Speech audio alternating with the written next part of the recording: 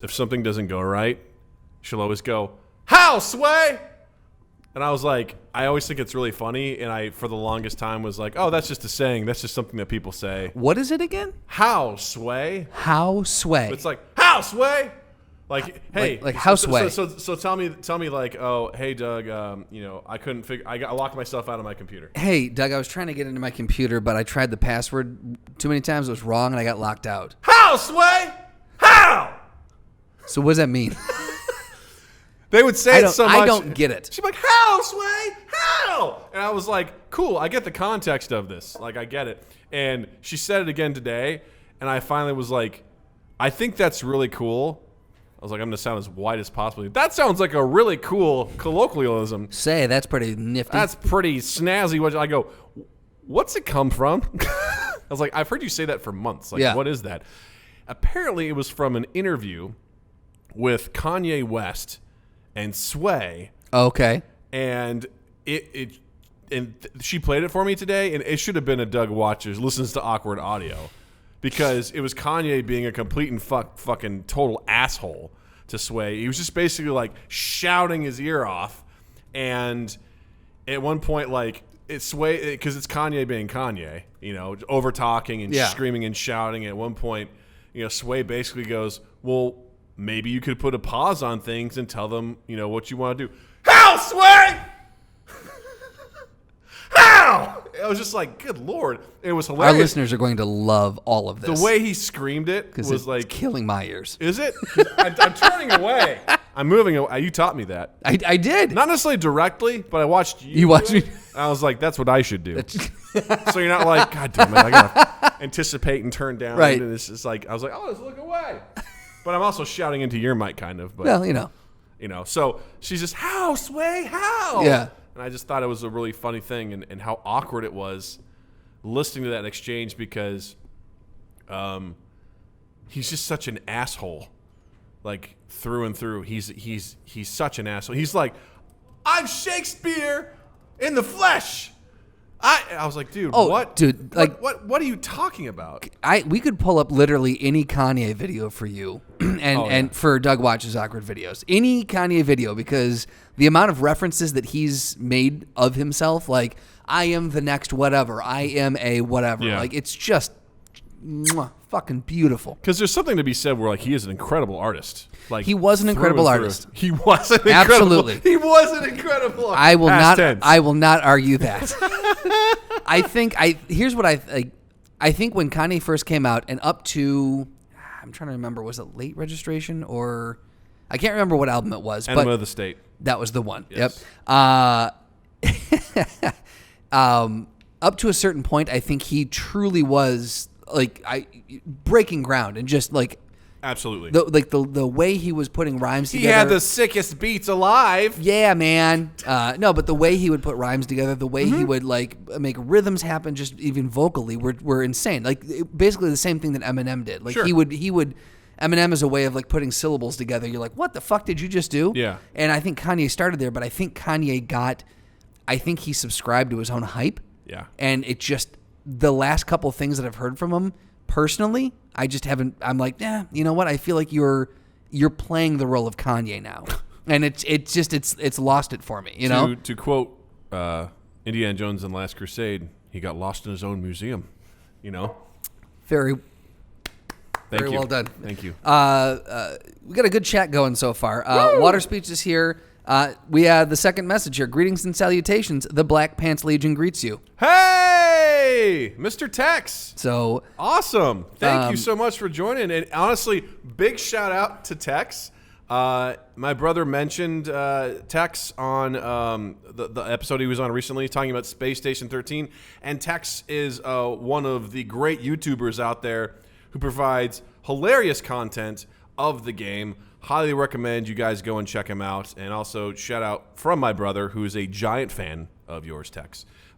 He was the one that showed me. He literally, when he came to visit me, he's like, we got to watch this video and this video. And this is the one where he's the chief of security. And it was absolutely wonderful, very entertaining. Thank you for all you do for America.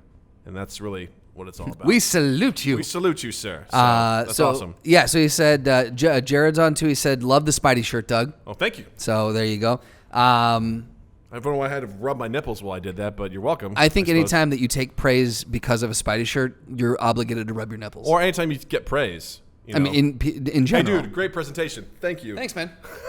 Really appreciate it. You know, dude, you do a great job lifting those boxes. Hey, thanks. Yeah, that's going to be a bit for the rest of the show. Visual bits for a podcast, more for the Twitch folks, but whatever. My God. Tex says he's a very mediocre YouTuber at best. Delusions of adequacy. I like a man that's humble. Congratulations, sir. He said, I did have to correct for the record a statement made about my channel and SS13 Madness if you ever wished. I mean, please feel free, chat away, whatever corrections, omissions, anything you have to say. I don't think we got anything wrong. We never do. No, but we will accept your feedback and we will incorporate it accordingly. We will beat the shit out of our intern and our researcher. Kevin! Don't fuck him again! He's a YouTuber! He's important! Right. All right, Kevin. Sorry. Kevin will get beaten more off mic, but yes. Emotionally. Absolutely. Not physically. Sure. We can't let his college know, but... Horse. That's the third time now we've recorded where I made some sort of just not planned horse noise. That's fair. Good God. Yeah. So I want to talk about today. I had came across, I subscribed to a tech newsletter that for some reason I get very infrequently. I've not yet been able to figure out the release of this. So I want to say it's like once a month, but I feel like I've gone like 2-3 months without it coming into my inbox. Dear technical publication. Right. If there's one thing I've learned, it's consistency and getting king. Yes. So just Tex a little bit will of tell feedback. You, consistency is king. Consistency anytime you're putting content is out. King. Yes. Can you imagine that? It's like, oh, I'm going to get a newspaper. When? I don't know. They vary. It does come eventually. Sometimes it's in 3 days. Sometimes it's 13. I don't know. It gets here when it gets here. Snowtrog, welcome back. Snowtrog, what's up, pal?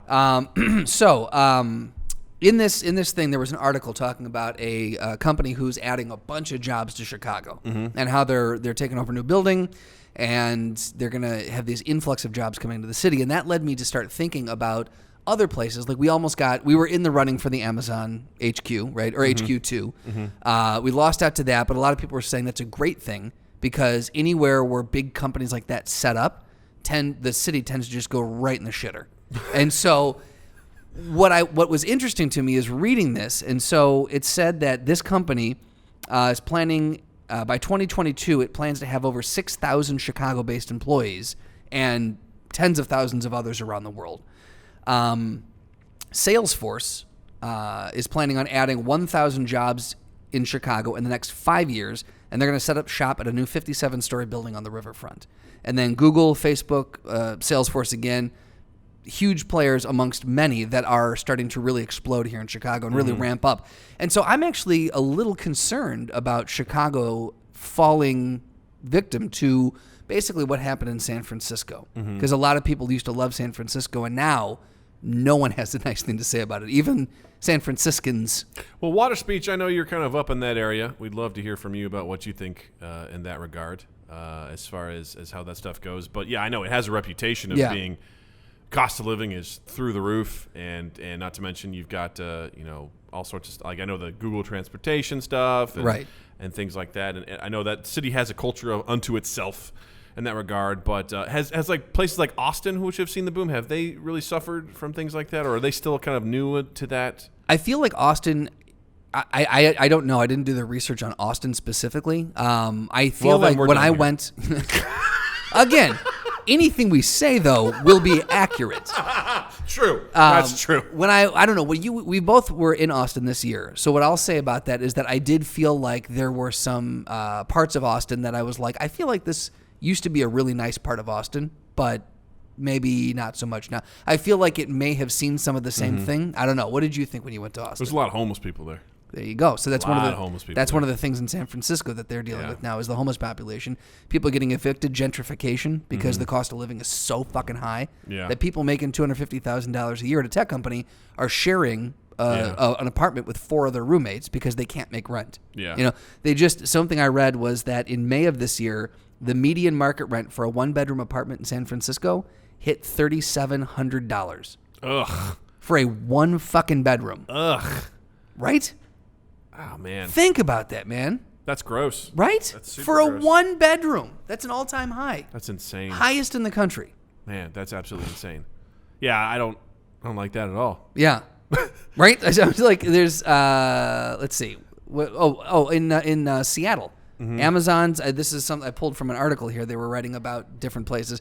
Amazon's downtown headquarters in Seattle has had a huge growth spurt, but real estate costs inflating in Seattle. Mm-hmm. Actually, Beth and I we've just been looking randomly at around the country, like if we were to move where, and we looked in Seattle, fucking ridiculous prices of homes, ridiculous. Traffic apparently is getting out of control in Seattle. There's gridlock everywhere. Homelessness is on the rise, and the 53 biggest and most tech-focused metro areas have accounted for over 3/4 of the nation's employment growth since 2015. Mm-hmm. But they account for just over half the population. So half the population is not seeing, like, it's these cities are seeing a growth and seeing attention given to them that A, they can't handle, and B, are actually throttling other parts of the country.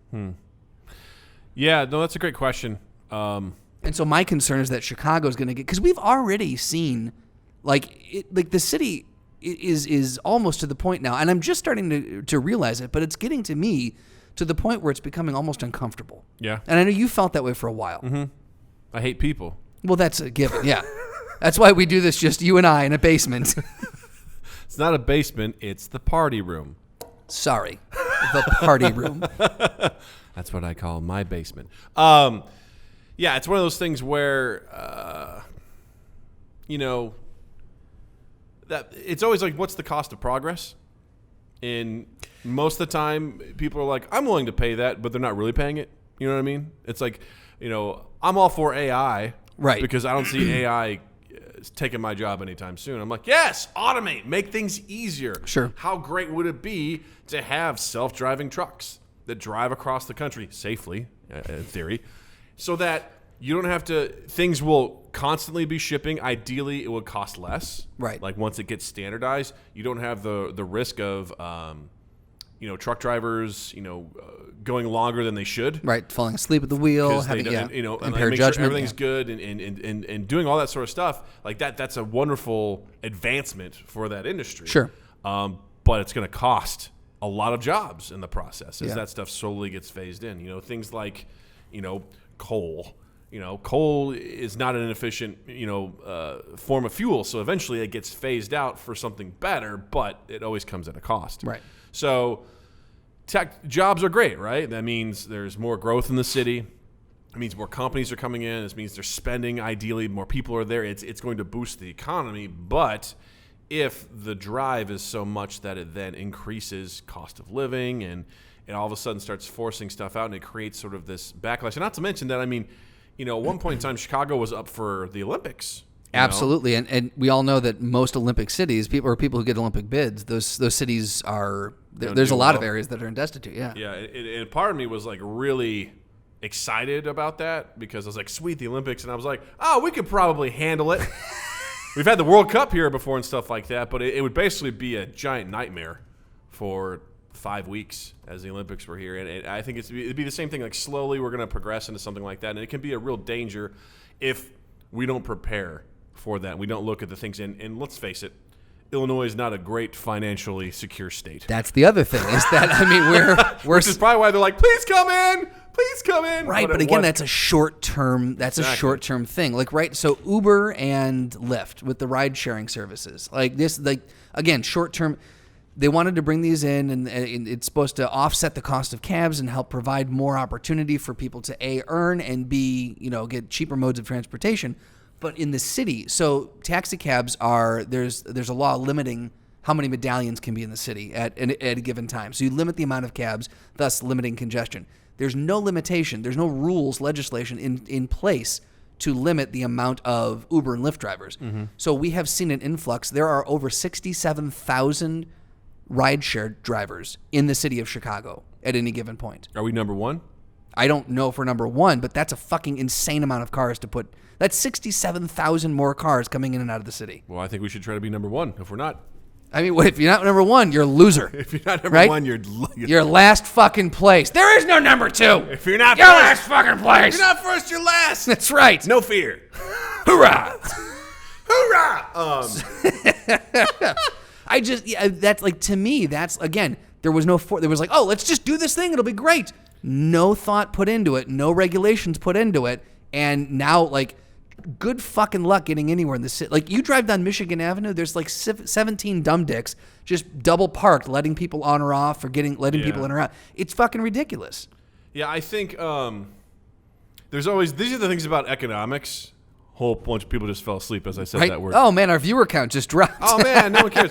It's the unintended consequences of this. Consequences of this stuff that my God, that always fascinates me. Yeah, that's the thing about econ that always just, I was like, oh whoa, because if you do this, then this happens, and then this happens, and like the idea of like Uber and Lyft. No one considered, oh, it's feasible. There aren't restrictions. You know, I believe, again, as far as, you know, cabs and stuff like that, that's generally, is that government regulated and government owned, or is that, I'm trying to think of, it's not owned and regulated, but it's heavily regulated by the city. The city, says basically there's this many so between the companies you can apply for, you can get but there are only so many medallions allotted to drive in the city. And it's the same thing happened with Airbnb. Right. You know, you had some stuff that absolutely, ran into that. Because really what happens is the government starts getting a little annoyed when there's money being made and taxes aren't being paid. Right. You know, same thing happened with like, you know, online purchases. Taxes was a really gray area. Where do you pay taxes? Because where is it being sold, right? Because we hadn't talked about that before. Right. You go buy something down at the store, you are at that county in that state, right? You know, but if I'm buying something online, it was the same thing. It's like, well, where are the servers? Right. Because the servers then determine where the tax rate is. That's technically where the purchase was made, and and it goes into this weird gray area where we have to figure that stuff out. So it's interesting. The thing is, I'm sure people may or may not be probably not considering the long-term effects. This is a great sort of like, we brought jobs to the city. Right. Vote for me. Again, you know? you sit there and see that. You're like, oh my God, like this one is going to have 67,000 total jobs. We're adding 600 in the next X number of years. And Salesforce is adding 1,000 in the next 5. And holy fuck, that's amazing. And it's all going to be on the riverfront. And it's right downtown and amazingness. But again, like you've got all these incubators, you've got all these startups, you've got all these things. All that does is just add more congestion. It drains the infrastructure of the city. It drives housing prices up. In our neighborhood, there are studios that are going for up to $2,100 for a fucking studio. Are you fucking kidding me? Nope. They just built a 70-something story, the NEMA down in our neighborhood, and like again, that one you can get like a 1-bedroom for like $2,700. Oh yeah, I mean, what's a and condo it's full. A condo is like fucking full. $500,000 easy for a condo. Like it's. There was another article I read that talked about condos in New York and on like I thought it was a Park Avenue or something. They were saying basically the cost of a condo. They went to other cities and they were like, here's how many homes you could buy for the cost of a single, like 1 or 2 bedroom condo in New York's X neighborhood. Yeah. And it was like, and there was one city in the States, and it was small, but it wasn't like, you know, town of 4. Like it was something, but you could own 100 homes for the same cost. Like that's fucking insane to charge that amount of money for one space. Yeah, I mean, that's why I kind of enjoy the booms in places like Austin. Yeah. Because Austin, like, it's not a huge city. It's big, but it's not massive in a sense of, like, you could still go and find an affordable home outside in the suburbs and stuff like that. And for a fraction of the cost that you pay for stuff around here, you can get, like, 4 bedrooms, 3 baths, all that sort of shit. So, I don't know. I guess kind of like wrapping my head around this, like, I'm glad there's jobs. I'm glad there's opportunity, you know, for someone who's, you know, always looking for the next opportunity and stuff like that. That's exciting to know that kind of growth is happening, especially for some of those companies, which I like. I think they're great. But that is a strong concern, is what are we going to do, or what are the unintended consequences that we could possibly take a look at and see, down the road. But I think a lot of it too the onus falls on the companies, because there's a lot of, I know, like when everything happened in San Francisco, there was a lot of people got pissed off because the companies were pulling resources, but they weren't putting back into, they weren't giving a lot. And so there are in some places that are starting to get some tech companies coming in. I think Philadelphia is one of them.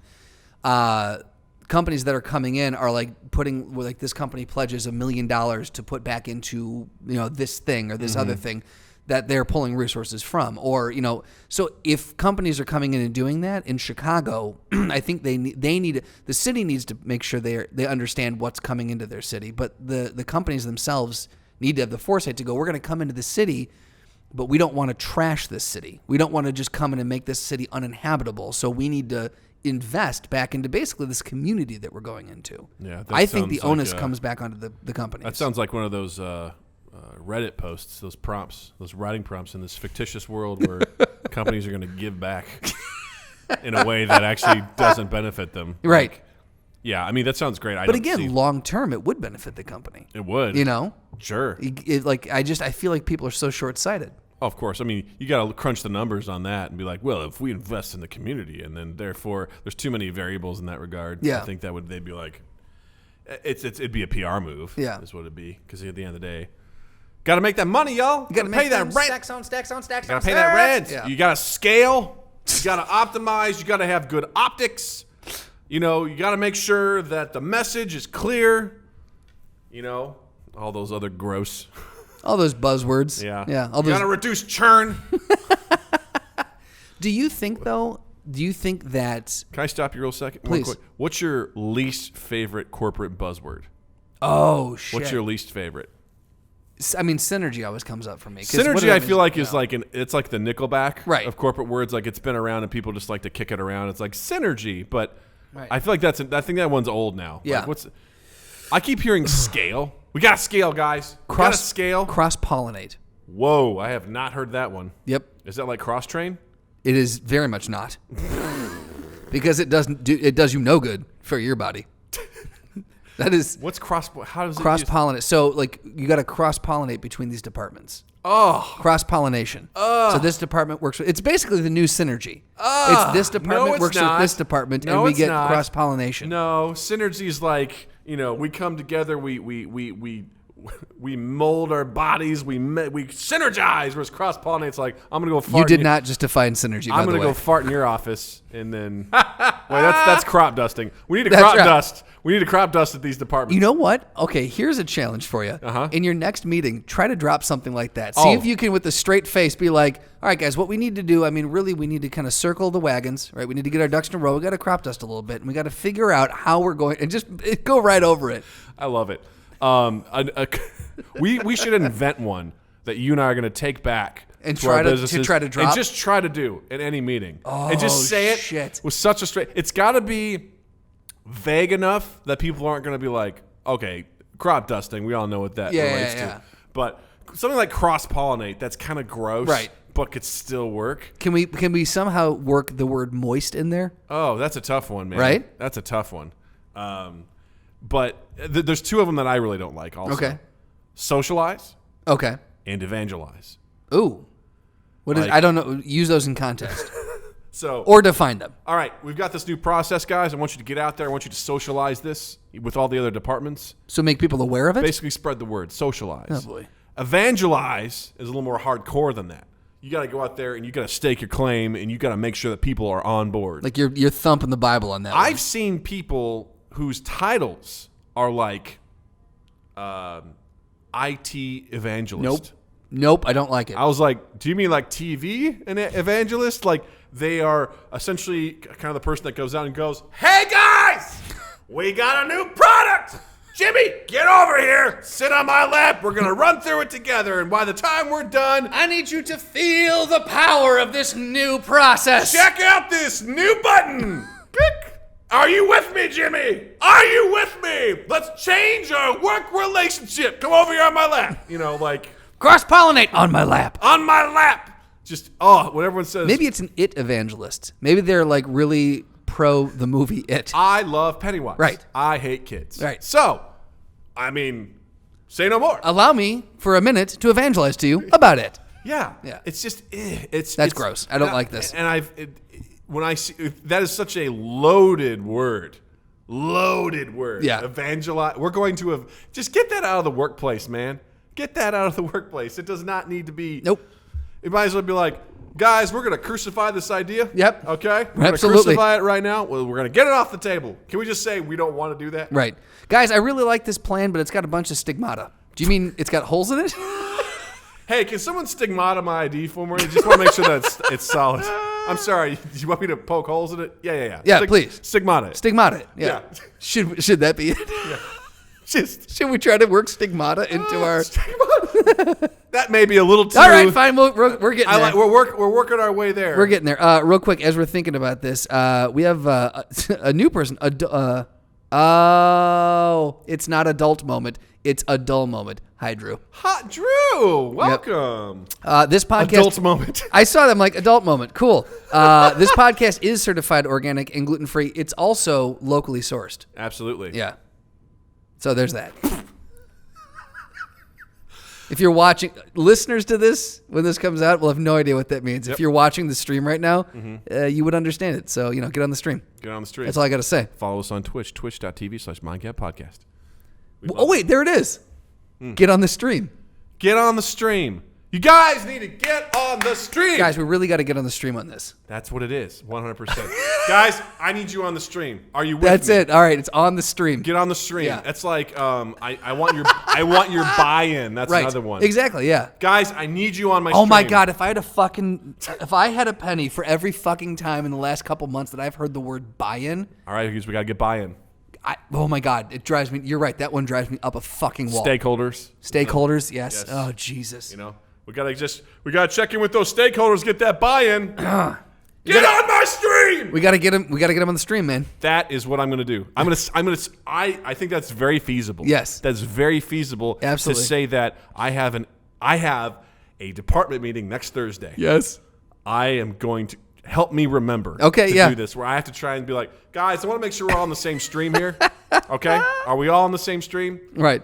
Bonus, it's like the game from Super Troopers saying meow. Yeah, exactly. It's like, how many times can you say it without people saying, I'm sorry, did you just say stream? Get on my stream, bro! Get on the stream.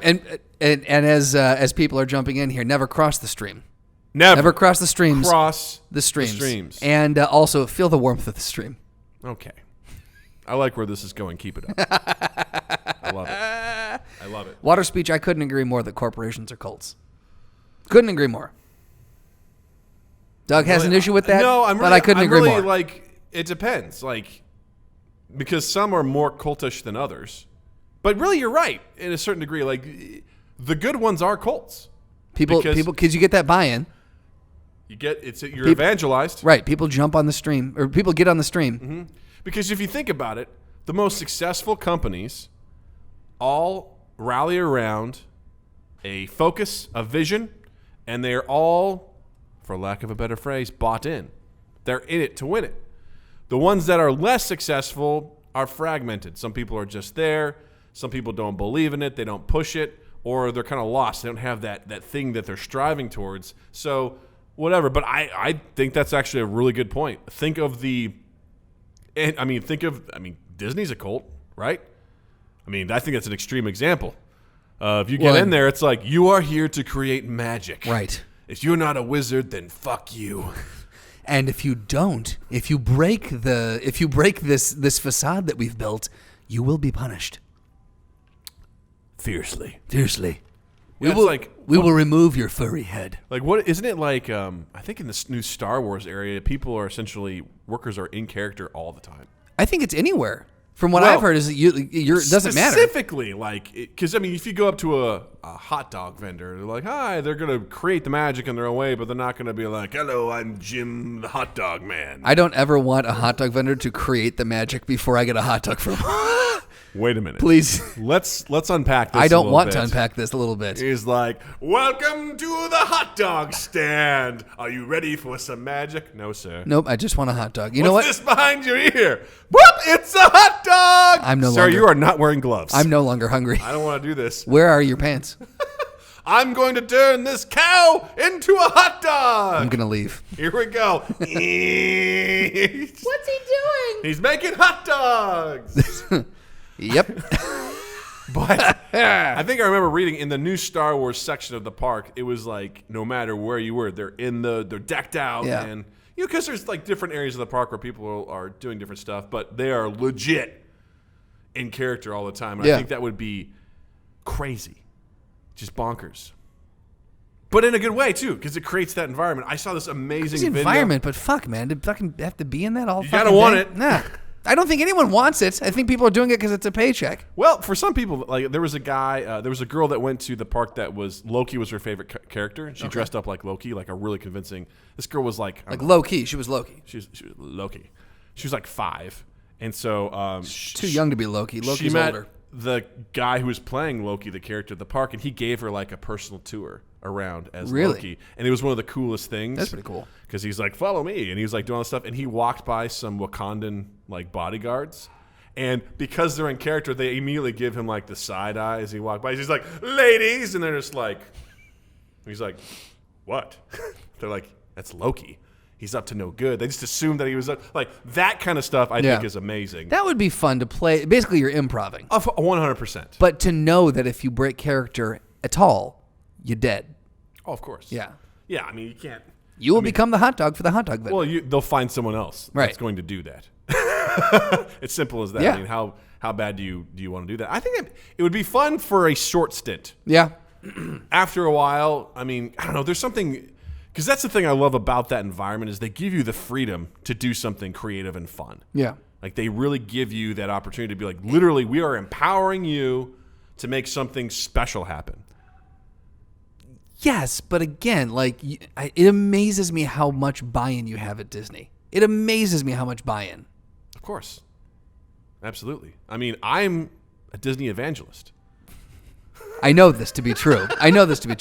Again, like you're making it sound like it's just this amazing, a magical thing. I guarantee you the majority of the people down there hate their jobs. Well, then maybe they should just get different jobs. There Am I it right, is. America? There it I always is. love that. Just get a new job. Okay. There's the door. Yeah. If Door's you want- right there. Yeah. And I mean, I have no doubt that is a hellacious place to work because they work your ass off. Yes. Work your ass off. But at the same time, And I guarantee you're not making that big of money, not that much probably bank. not.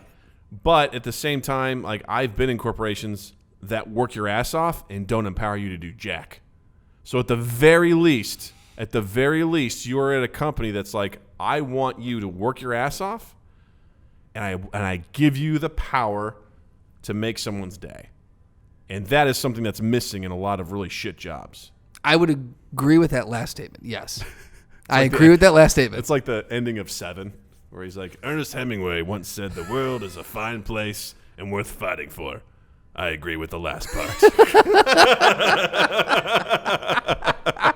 Yeah. Because, I mean, I've firsthand witnessed, like, the stuff that people, like, the little treasures that only a handful of people are going to notice. Sure. A perfect example is when I was down there, my wife and I were both wearing our Flash T-shirts. We happened to match for the day. We're like, I want to fuck it. And we went to the park, and we walked by one of the vacation club guys, and he was like, oh, check it out, it's the Flash. And we came back later. He goes, oh, my God, how many times have you guys just gone around? Like, you must be going so fast, to the point where the third time we went by, we ran past him. I go, you ready to do this? I go, let's play with him a little bit. We just go, we ran past him. Like, yeah. He inspired us to be nerds. Right. And run past him in our Flash shirt. Now, did he get fired because the Flash is not a Disney property? No. Oh, that reminds me. He should have. No. He should have been fucking shit canned. Give it time. It's a part of the 40-year plan. They're gonna fucking assimilate DC. Why not, Justin? Why not? All right, why not? And then they'll make it great. And then they're gonna go, all right, stand back. Feige! Yeah. Unfreeze him. We're getting back to work, Feige. We're gonna Feige it out. Well, another one of my favorite moments, I was wearing my Captain America shirt, and I was getting on a lame-ass ride, the People Mover, because I needed to rest my feet. Uh-huh. I was like, let's just get on this. And as I was getting on, it was slowly going around, and there was an attendant that was just making sure everyone's, seats and stuff or seat belts and stuff are going, and she just kind of leans in. She goes, "Hail Hydra," as I went by, and I was like, "Yes, you get it." That I will give you that is fucking awesome. I'm like, God damn it! Like that's fucking awesome. God damn it! I was on a cruise, and there was this wacky guy who did a lot of fun stuff. Not an employee, just a wacky guy. Just kidding. No, he was one of the event directors. He was certifiable. And someone had dropped their sandal into the pool. And he goes, "I'll save you!" And in his full clothes, dove into the pool, came out soaking wet, and proceeded to give CPR to the sandal? He's like, "I won't quit on you." He's like, yeah, doing mouth to mouth. He goes, "It's okay." Hands it, walks off. To change. Probably. Yeah. But can you do that kind of shit at your job, Justin? I could. I could do something like that, yes. What would be the equivalent of something you could do to make someone's day at your job? That would be like the equivalent of something like that at Disney. Like, what could you do? Easy, Doug. Okay, lay it on me. I answer the phone in under 30 seconds, and I provide platinum level service. Which looks like what? Answering the questions that they have and perceiving the questions they didn't even know they had, thus preventing them from having to call back in later in the day. Maybe teaching them something they didn't even know that the software could do. And then I let them go. And then I say, God be with you. Tearfully, I say, "It's time now. It's Our time time now. has ended." Half a day later. later. But if you need anything else, I will keep this case open, and you can email me directly with anything. He sets a rule that says email address auto forward to trash. To trash. To Rob. Yeah, that would be it, man. I had a guy. I would make their fucking days. I want to come back to that. All right. I have a guy that people used to send a lot of like silly emails around, like in a big group email. Yeah. And there was a guy on my team who would get really annoyed with it, so he would send a screenshot of him auto forwarding of him putting the rule to garbage, basically saying, "I'm leaving this. I will not be part of this anymore." I made me laugh every single time. Every single time. That's amazing. Because he'd just be like, there was nothing in it, just a screenshot of him being like, auto rule. Super garbage. passive aggressive, yeah. Basically like, "I'm done here. Right. You can stop putting me on these because I will not get any more." Whenever they happen, it was just boop. But the best part is that he'll see the unread messages in his trash just tick up. Like for me, that would still bug me. Oh, I've seen people with garbage full of like 3,000 messages, so it's all good. There is someone at my office who will remain nameless who has over 19,000 unread inbox emails. Oh, boy. Have you seen that on people's phones? It fucking drives me nuts. 32,000. I'm like, why? Just disconnect that. You're not going to get through any of those. What are we doing at this point? What are we doing here? All right, I want to go back to your amazing customer service that you can provide at your job. Absolutely. So I'm sure it's hard to fathom in a regard of like what sort of Disney level service could you provide Doug, in what you do? Pretty sure I just answered the question. You said a word and just kind of brushed off, but platinum service. What is platinum service like? Doug, it's platinum service is better than gold service. Apparently on the periodic table of corporate hierarchies. It's not quite diamond level.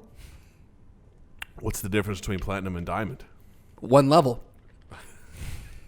Next question. I could teach a master class on this. You're playing the Doug game right now, and I like it. I like it. You see what I have to live with? You see what I'm doing for the last 206 episodes? No, I get that. I'm trying to think of what it would be in my regard. Platinum level service, joking aside, is it's undefinable, Doug. It's unattainable. It's unattainable. You can't define it. It's like just the something fifth level you feel. of Maslow's hierarchy of needs. Self-actualization. Absolutely. You strive for it, but you're never there. It's what the Buddhists like to say. As a timeout. Is platinum level service.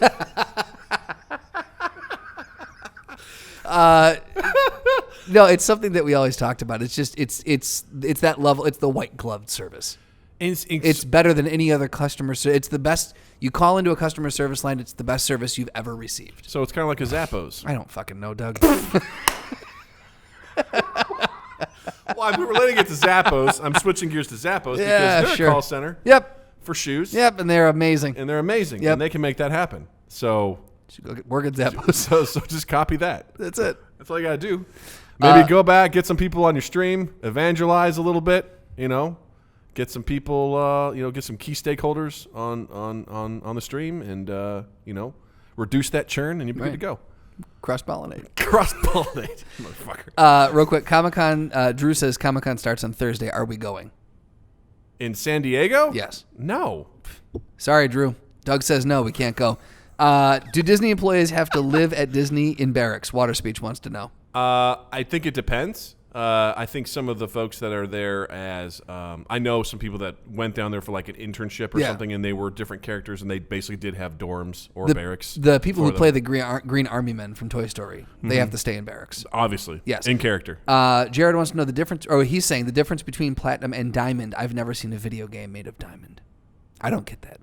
Is that a video game thing? Because there's like, is that like? I don't know. I've never heard of a diamond record. I've heard of platinum. I don't get it. It's probably an Australian thing that we're just too stupid as Americans to understand. And I mean that very sincerely. I don't. Because we're dumb. We're a bunch of dum-dums. We are.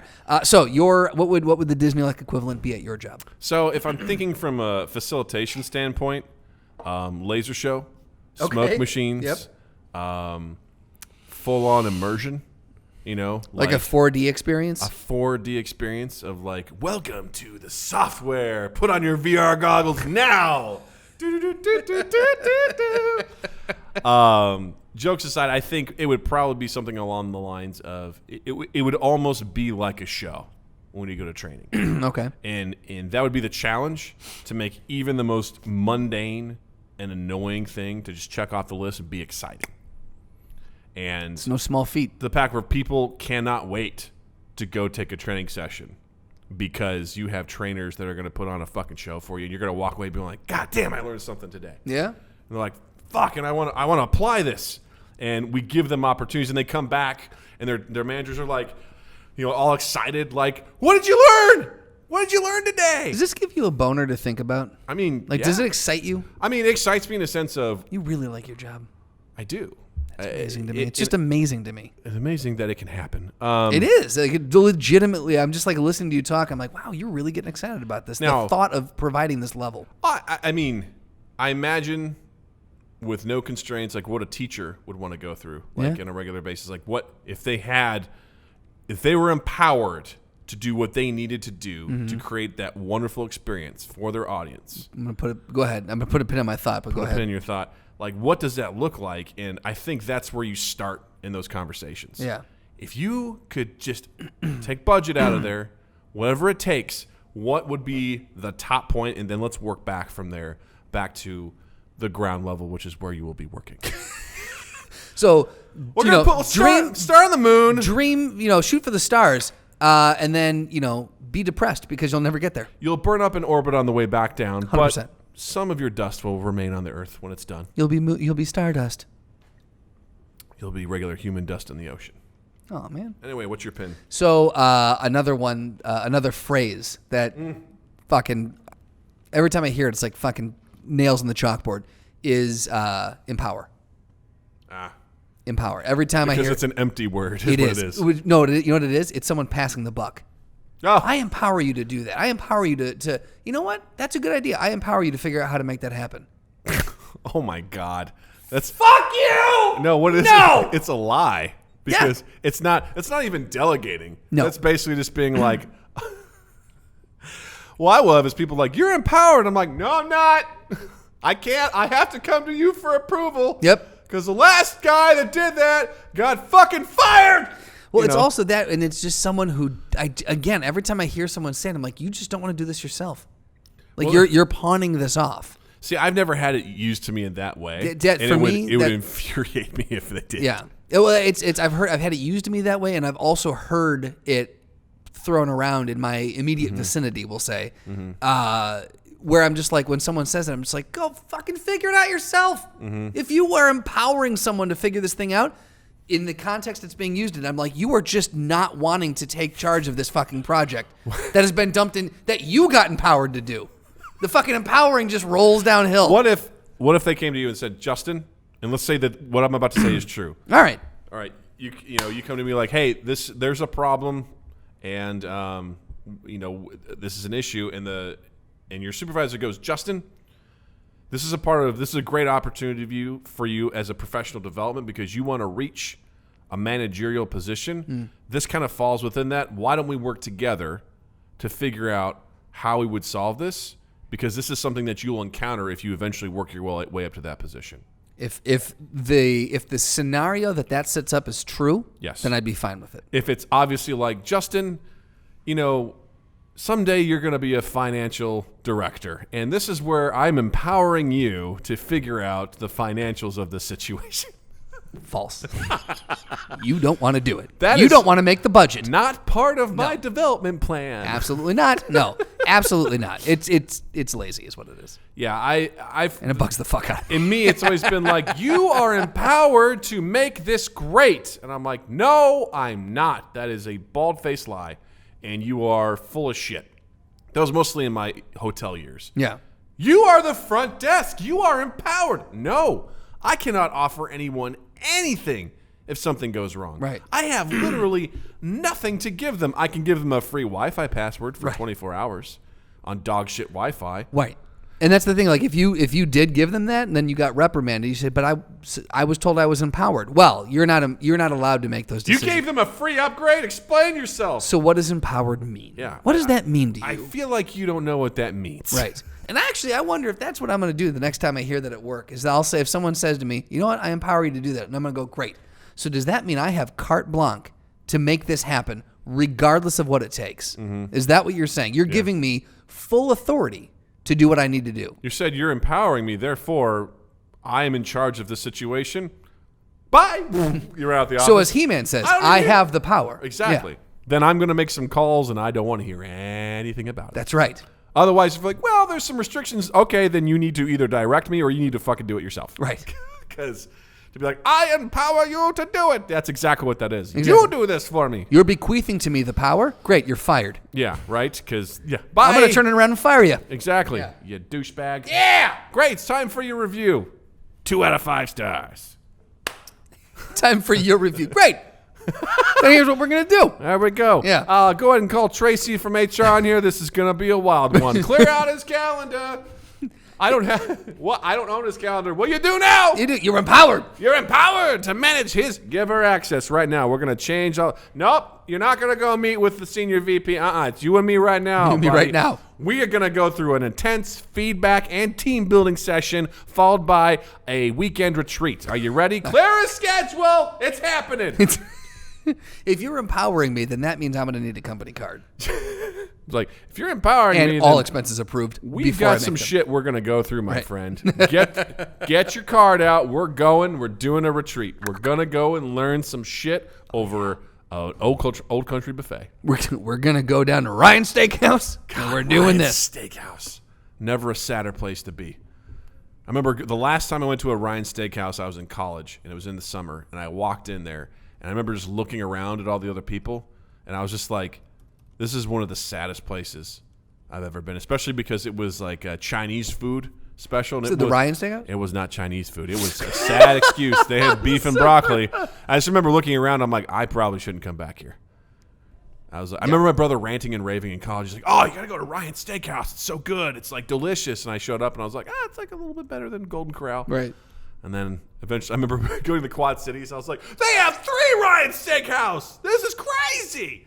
And then eventually I was like, this is a terrible place to be. Absolutely. That was the beginning of the end for buffets. You're just like, no. I was like, this is probably not okay. Did they have the chocolate fountain?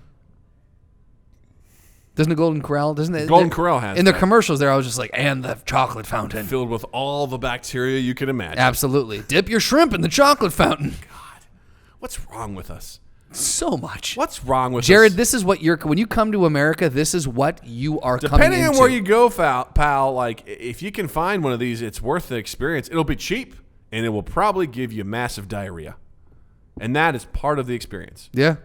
When was the last time you went to a buffet? Dude, it's been a minute. I think the last time I went to a buffet was at least 9 years ago. No. When was I in writing? I went to the Chinese buffet up on Addison, and there's the Chinese buffet up there. Like riding at Second City? Yeah. God, that was 2012? Probably. So then was the last time I went to the Chinese buffet up there. Last time I was at like a Golden Corral or something like that. Probably 2 decades. Wow. Yeah. Been a long time. I was at a breakfast buffet over Father's Day weekend. How'd that go for you? It was mildly disappointing. Yeah. Usually I kind of cut breakfast buffets a pass. Yeah. Because they're kind of hard to mess up and my expectations are low for most of that stuff. But even then I was like, it's okay. It's not that great. And trust me, I have low expectations. Justin knows this. Although I did bake my very first loaf of bread. Let me tell you about Doug's bread real quick. Let me tell you about his bread. His bread was fucking delicious. Man. Delicious. I was shocked at how well that turned out. Yeah. It had a nice crust, good, soft interior. It was baked. None of it was doughy still. Yeah. It was really fucking good. Man. Wasn't burnt. It's good. I finished it up today, and I even let my coworker try it, and she's pretty critical. She's like, it's pretty good. Yeah. She's like, this is pretty good. It's a great start, Like if that's your base and you're going up from there. I'm curious. That's fantastic. People are like, what kind of bread is this? I'm like, bread. It's white bread. Like, is this sourdough? I'm like, it's bread. I put flour and yeast and water, and it came out. And heat. And it came out. I don't know what kind of bread it is. It's bread. So, but I'm curious now. But it got wife and daughter approval? Oh, yeah. Jill was like, I may need one of these a week. Yep. And I was like, whoa, okay. And those quesadillas are. She wanted to retroactively go back and redo your vows. She said, and said that like put it in there that you are required to do one a week. Yeah, fortunately, you can't go back in time and redo contracts. Boom, but you can always renegotiate. Maybe. I'm just saying. I mean, I suppose. How would that go down if you had to renegotiate your when she vows, becomes a free agent? She can renegotiate. Didn't you tell me about something? Was it you? Someone told me that they're like.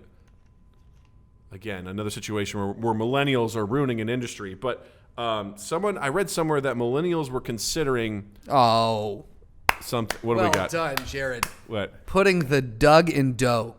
DOUGH.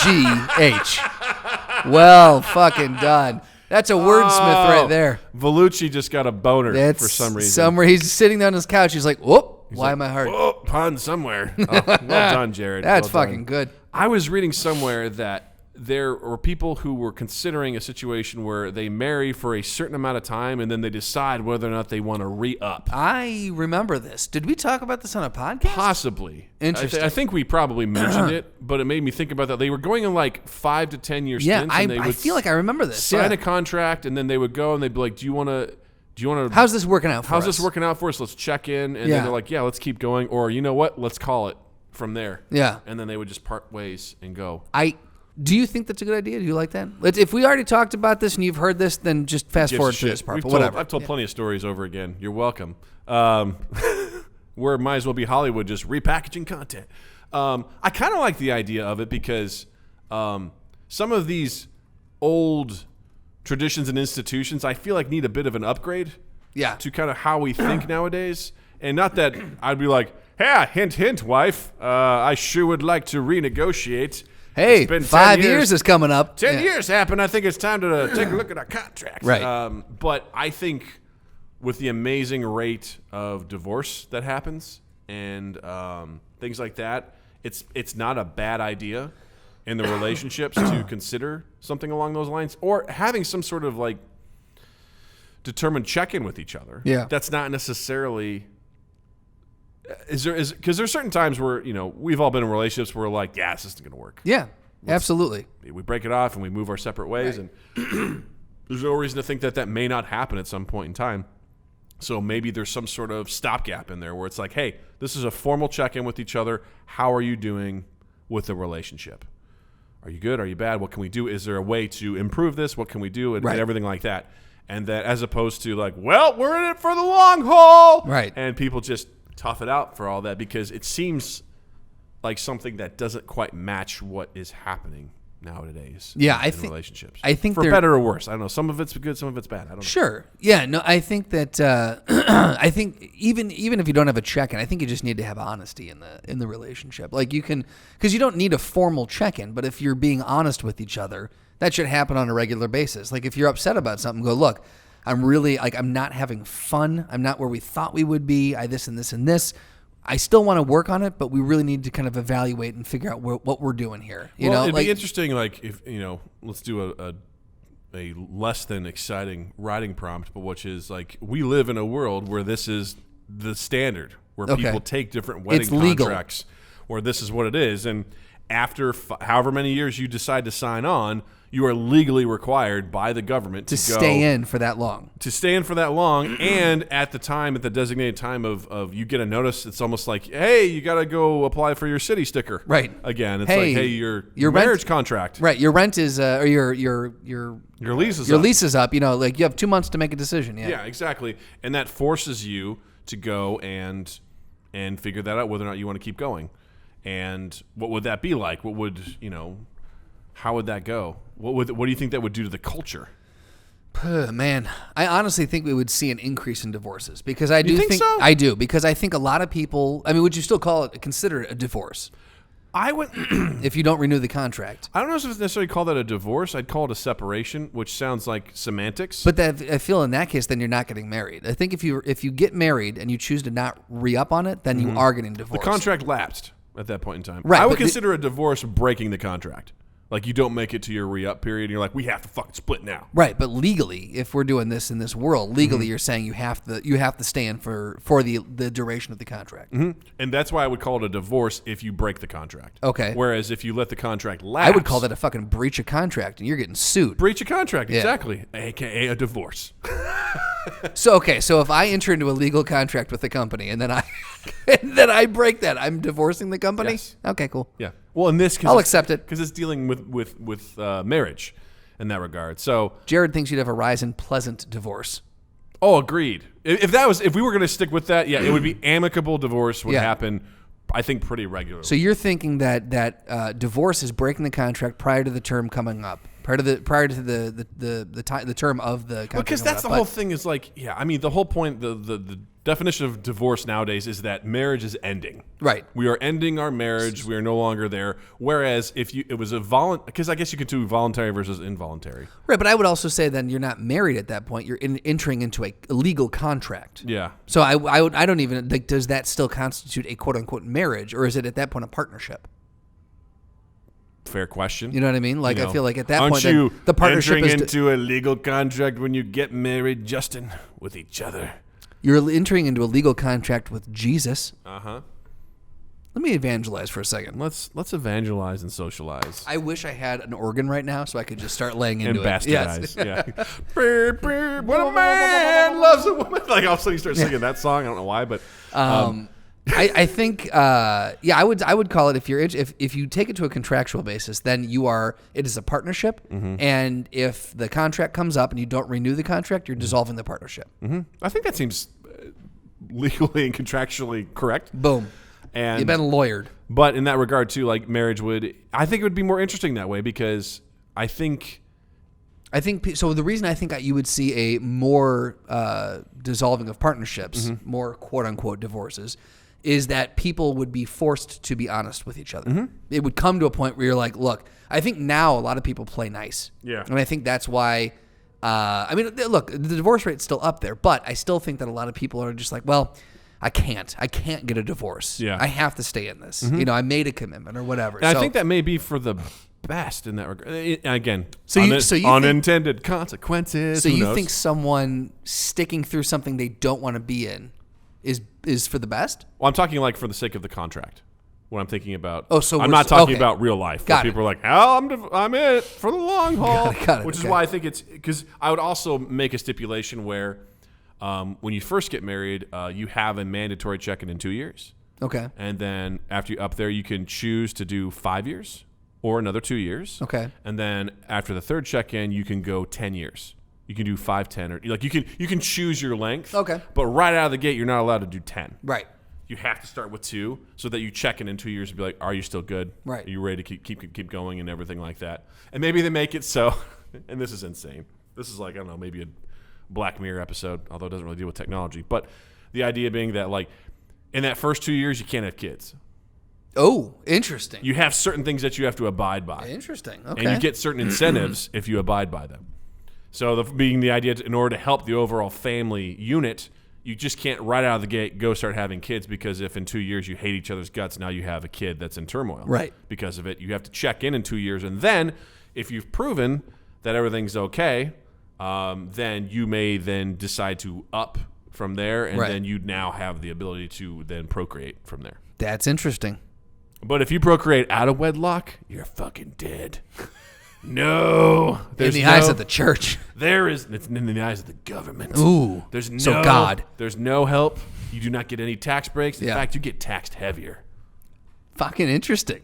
Fucking stupid is what it is. But no, that'd be interesting, because I mean that would help. Right? That would help some of the dumber people from not having the kids. The black market kids. Right. Well, it's like it goes very similar to what Bill Burr's too many fucking people. So it would help. Yes, there is. Is there a population problem? Yes. I was recently listening to Bill Burr.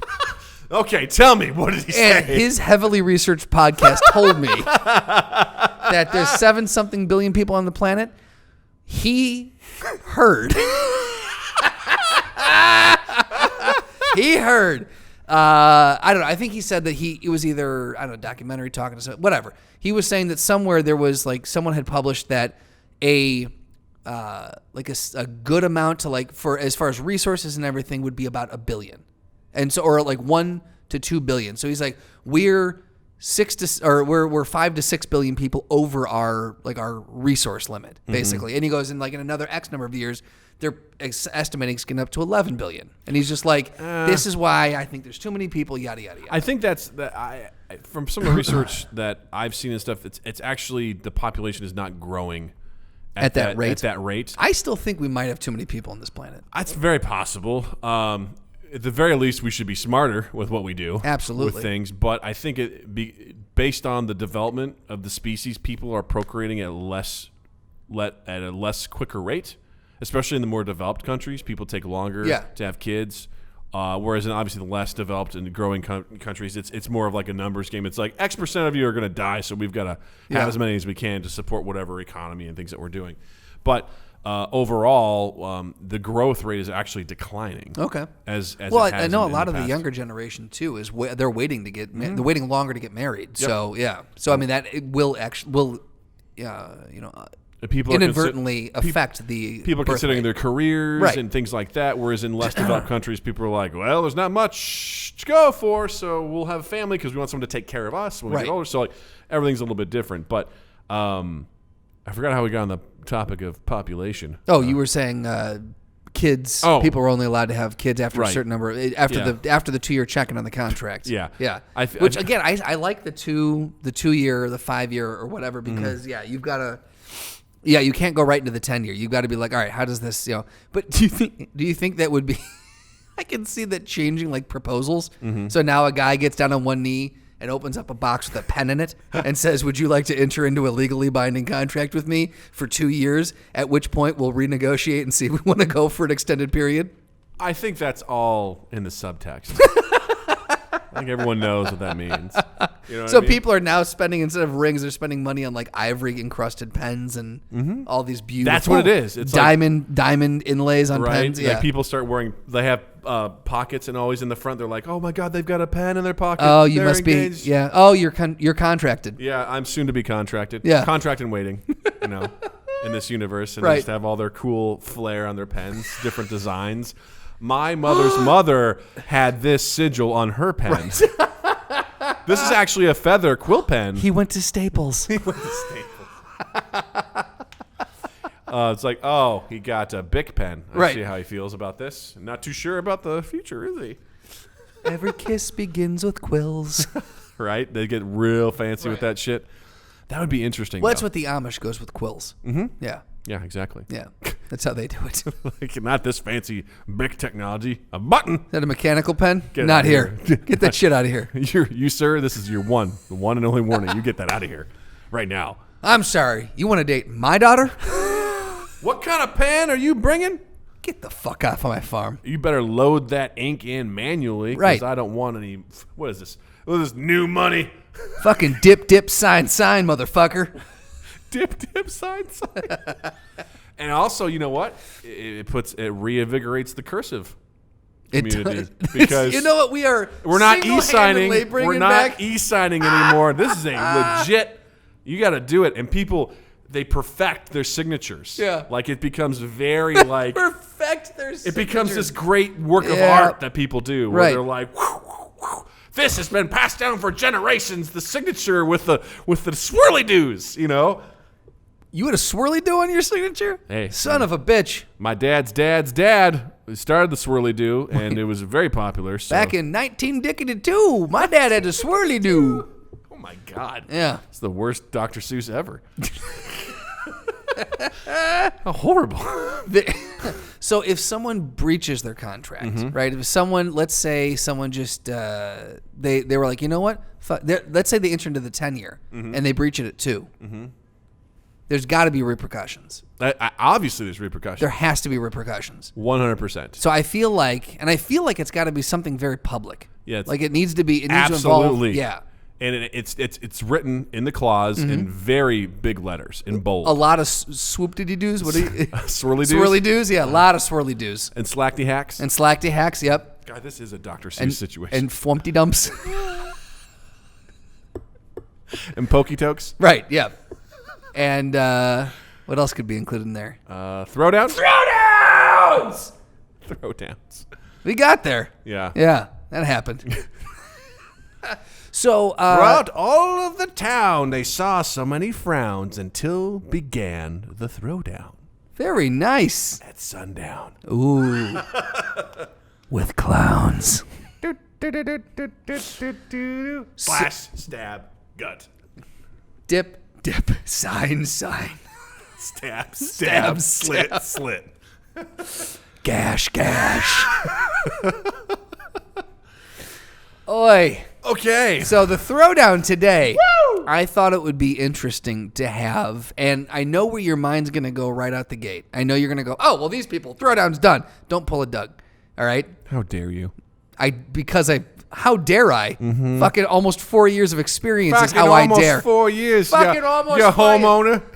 Look, let me tell you something, you fucking homeowner, all right? 4 fucking years has brought me to this Take point. your unitard and you go home. Right, you fucking homeowner.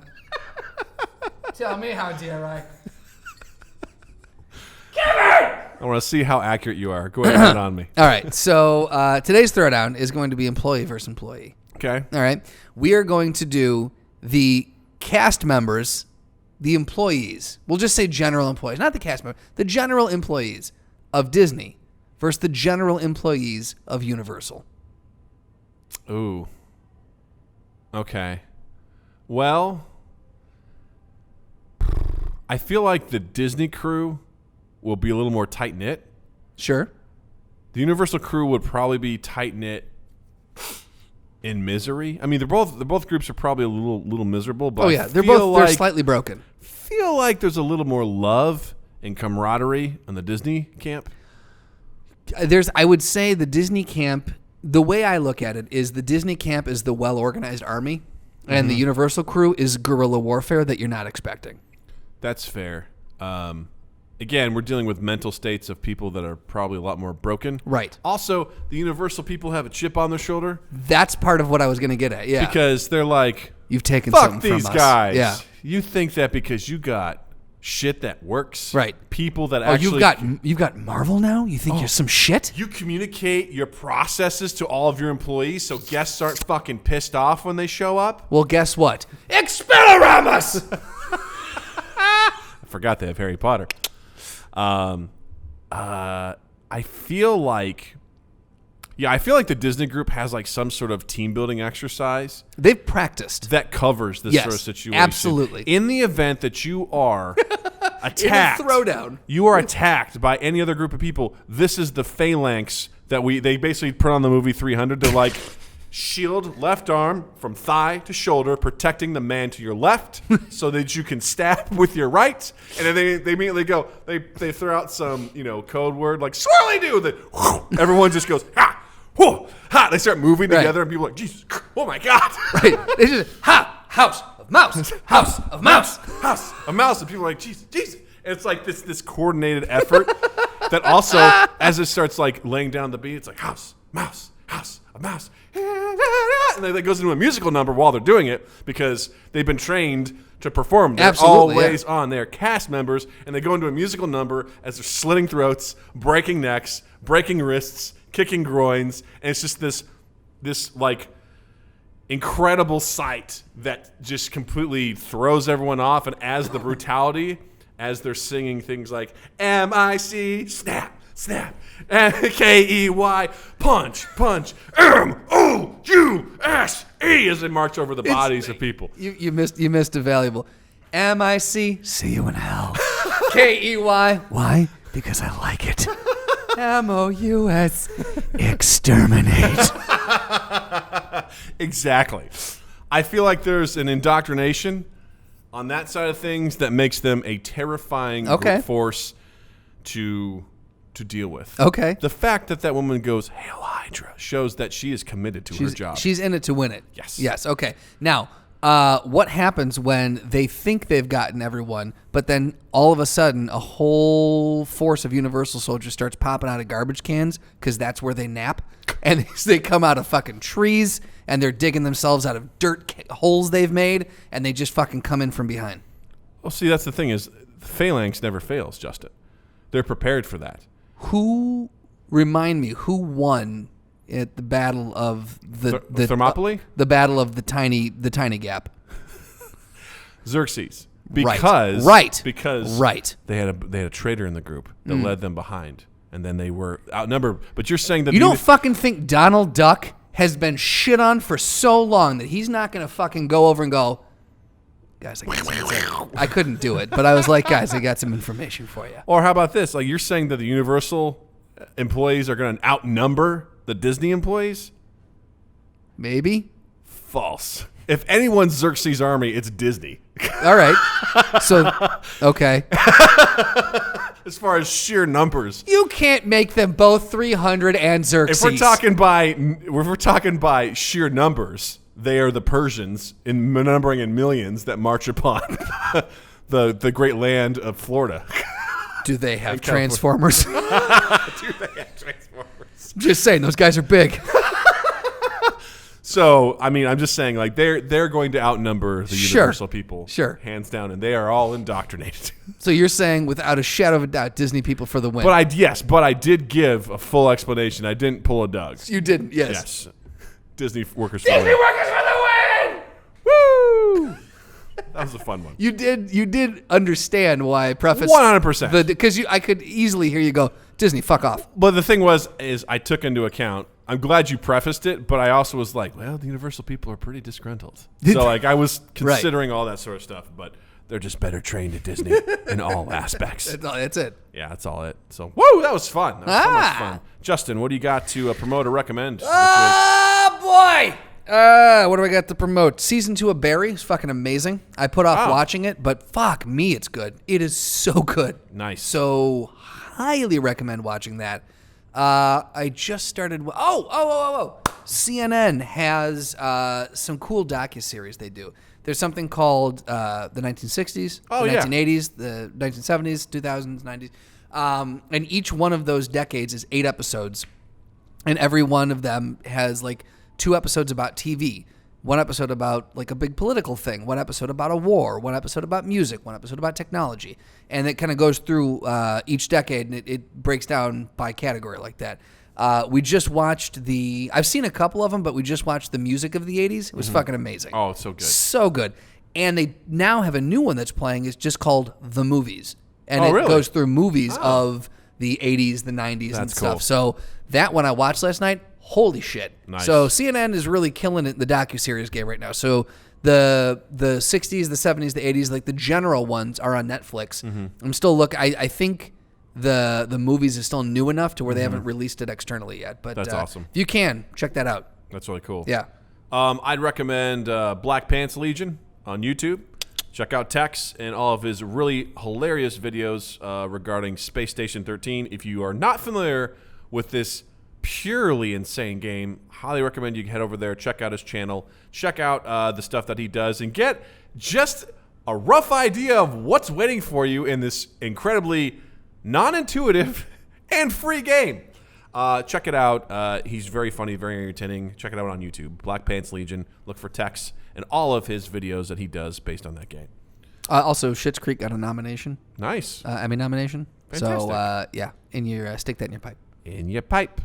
I want to thank Twitch. Thank you guys for listening as usual. Our regular folks for chatting. It has been a amazing chat today. It has been very active. I feel bad that we haven't very active. We haven't gone back to some of that stuff, but we kind of got on a tear with some things. Yeah. But yeah, thank you, Twitch. As always, if you guys want to check us out on all our social medias, look for us on @MindGap Podcasts, Facebook, Instagram, Twitter. Also, check us out on Twitch. Follow us, twitch.tv/MindGap Podcast. That way you can check us out as we record our episodes live. Join in the conversation. We always love chatting with you all. You're fucking fantastic. And also, Justin, also something else to promote. The newest episode of Doug Watches Awkward Videos is out and about. It was recommended by the wonderful Jared Urbis, where I watch the world's fastest violinist, and it is one hell of a show. It's a ride. It's a ride. Yeah, that's for sure. So and check that we out. do have another one that was just submitted by Robert Ballmeyer, and I watched it. It's something. I cannot wait.